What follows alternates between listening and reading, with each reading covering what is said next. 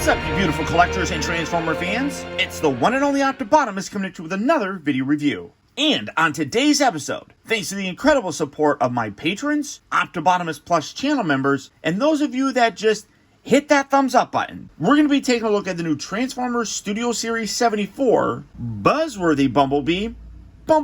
The Buzzworthy Bumblebee line is kind of an umbrella for a whole bunch of different Bumblebee figures across several different platforms, including the Studio Series. What intrigued me about this one is a slight retool of that original Studio Series Bumblebee from the 2007 movie to make him look how he appeared in the Revenge of the Fallen movie, which basically just means a slightly different paint scheme and a remolded chest. Also, he does come with a battle visor head, as opposed to that other one that just had the regular head. But for the packaging, we got that Buzzworthy Bumblebee thing going on here, celebrating all things Bumblebee. The Transformers text, Buzzworthy Bumblebee. It does say Revenge of the Fallen right up there at the top. Doesn't really say it down here like it used to. But then you got some nice images of Bumblebee kind of throughout the years. Where the heck are these from? It just looks like stylized versions of Bumblebee. That kind of looks like him from the original G1 cartoon, but honestly, it looks a little bit different. This one is like a CGI one. I don't even know where some of these come from. They're just crazy looking.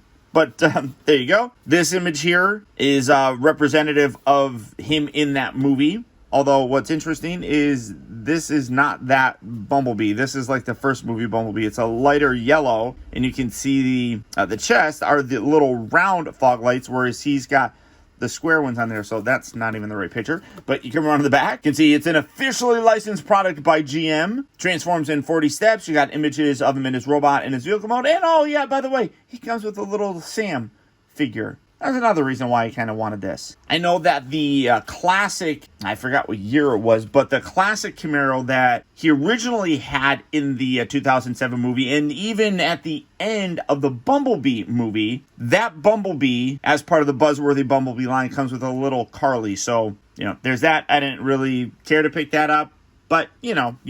But for the packaging on this guy, that's about it. So, without further ado, let's get him out here and see how cool he actually is. Alright guys, so here we have the new Studio Series 74 Bumblebee opened up and out of its packaging. And while yes, this is part of the Buzzworthy Bumblebee line, as I mentioned, it is still part of the Studio Series. So because of that, we do get the backdrop. I want to say we've seen this one before. You can see the pyramids there in the background. It's the whole desert battle scene. Maybe we've gotten some of these with the Constructicons, I don't remember. But it's done up in the yellow sort of thing like the package. You got the Transformers Revenge of the Fallen logo right down there. Studio Series, all that fun stuff. So there you go. And then coming in to take a closer look at what we have here. I was actually a little bit surprised. When I was taking a closer look at this, there's a few more remolded parts on here than I initially thought. And that's kind of impressive, honestly. Starting off first, you do get a little rubbery figure of Sam. Now, you can't really tell that it's just a generic dude. Get that out of the way. But, I mean, he's running, which Sam did quite a bit. Kind of wish that they actually painted one of his hands to be, wrapped up, because there was that whole thing where he actually got hurt. I don't remember how it actually happened, but he got hurt. Shia LaBeouf got hurt in real life. And so that they didn't have to stop shooting the film, they wrote in that he got hurt. When Jetfire transported him all to the desert, he fell and his hand went into the ground.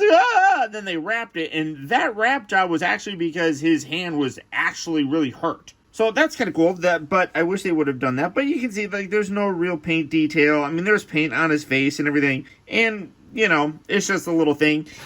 I feel like it's still too big by comparison to a car. Maybe a little oversized. I mean, because you figure, he's going to sit there like that. His butt's going to be there. Honestly, there's not a lot of headspace in this, so that's about right. But his butt's going to be there. So, maybe it's a little bit oversized, but not terribly much. But there you go, you get a little extra figure. You do see he has weapon storage, just plugs into the back, you can remove that. But This is how Bumblebee looked in the Revenge of the Fallen movie. And I like it. Specifically, I like the more aggressive looking front section. Now, he also had this sort of look in the Dark of the Moon movie. The only real difference was instead of the strips or the black stripes going down here, they were off on the side. So I could totally see them repainting this to give us the Dark of the Moon version of Bumblebee. And that'll probably be my preferred one just because that's the type of Camaro that I had for the longest time, and I really do like it. Specifically, this is the ZL1 front section with the more rectangular sort of fog lights right there. Bringing in the previous one, you can see that that whole front section has been completely redone. This is fairly accurate to that concept Camaro that we got in the first 2007 live-action movie, and then they changed it a little bit more with the actual production model here. The other thing that's interesting is you can see that they gave them different wheels. The hubcaps are different. These are a lot wider in terms of the spokes, I guess. I wasn't expecting that. That's kind of cool. Also, I don't know how well this is going to come across. If I zoom in, you can kind of see right here where it would be engraved to say Camaro, and it's raised. This does not have that. So they actually remolded this side section, which I thought was interesting. That's a nice little touch. Also, the hood on the car has been redone. This is a smooth hood, whereas you can see this one has that little, I don't know if that's air intake or what, but that little divot right there on the hood. That's impressive. Like I said, there's more stuff remolded on this than them just giving us a new front bit with the headlights and things like that. New tires, a new side bit right there, a new hood. I mean, everything else, as far as I can tell, is identical. But again, I mean, hitting stuff. Let me see, is the, even the back section here, this is the same as well. So, pretty much the same, and then you can see that the color is a little bit different. He did have a little bit darker of a yellow. I don't remember him being this bright of a yellow in the first movie. It's possible, but this is a little bit more accurate looking. I guess we saw this more during the day than we saw this one. But all in all, really very nice. Like I said, this is my preferred look. I like that more aggressive front section. And as I mentioned, I could totally see them utilizing this again to give us that Dark of the Moon look. Bumblebee didn't change his appearance all that much from kind of the midway point of the 2007 movie up to Dark of the Moon. It wasn't until after that he radically changed his look, but I do like this guy. I think he looks really cool. And like I said, I'm really happy with some of the changes that they did. Now, because we have seen this before, I'm not going to focus on it. If you need any help or anything of that nature, my playlists are available where you can go and check out information on how to transform this guy, because it's the exact same thing as this guy. So, utilizing some of that good old-fashioned Optibotimus movie magic, we're going to go from the Revenge of the Fallen version of Bumblebee looking like this to looking like this. And honestly, in robot mode, the CGI image for Bumblebee didn't really change too terribly much between the first two films.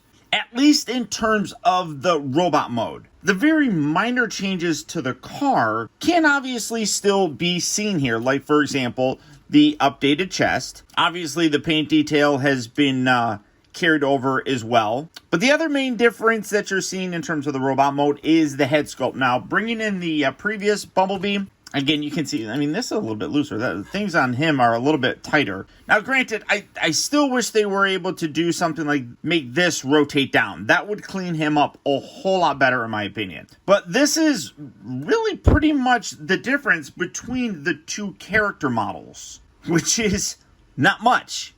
But you can see, like, the chest obviously is different. I really do like that. That's cool looking. And then the subtle differences that we got in terms of the vehicle mode are still kind of here, just because those parts don't disappear, like the hood section and the back, the tires and things of that nature. I mean, you can see the tires a little bit more here because that's visible kind of from the side and everything. So, I mean, again, there's not a lot of changes, obviously. Here's his weapon, still plugs in the same way.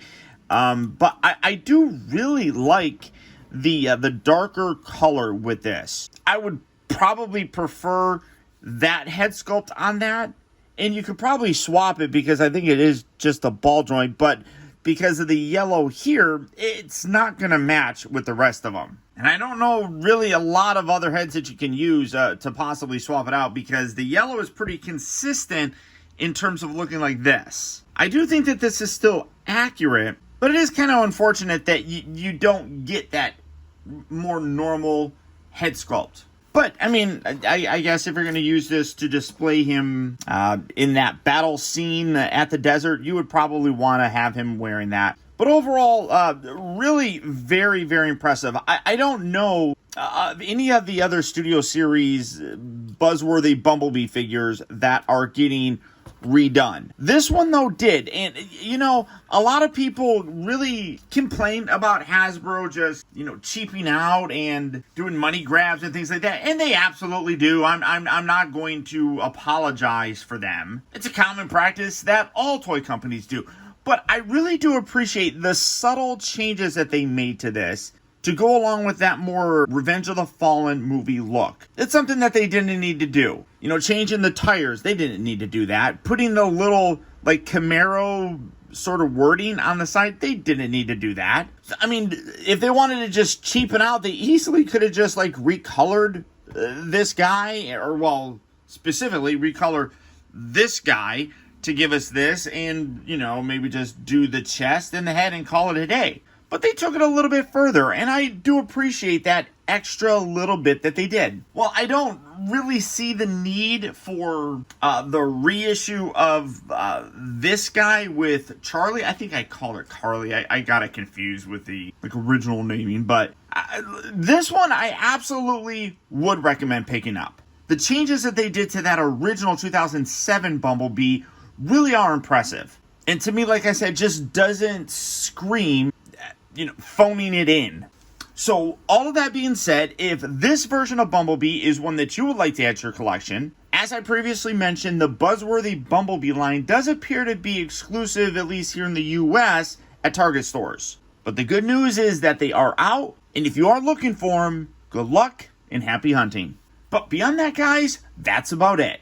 Remember, if you like this video, I would really appreciate if you would do one very simple thing for me, and that's just to hit that thumbs up button. That one very small gesture really does go a long way towards helping me out, and I would really very much appreciate it. Also, I gotta send a huge shout out to all of my patrons and Optibotimus Plus channel members, who through their continued support, now more than ever, help to make reviews like this possible.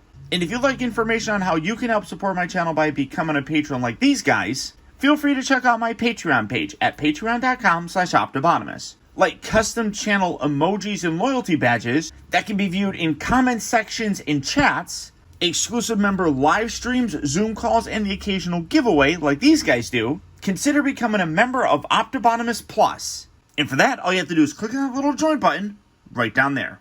And finally, remember that the real trouble with the world is that too many people grow up. Thank you for watching and taking the time to be a kid.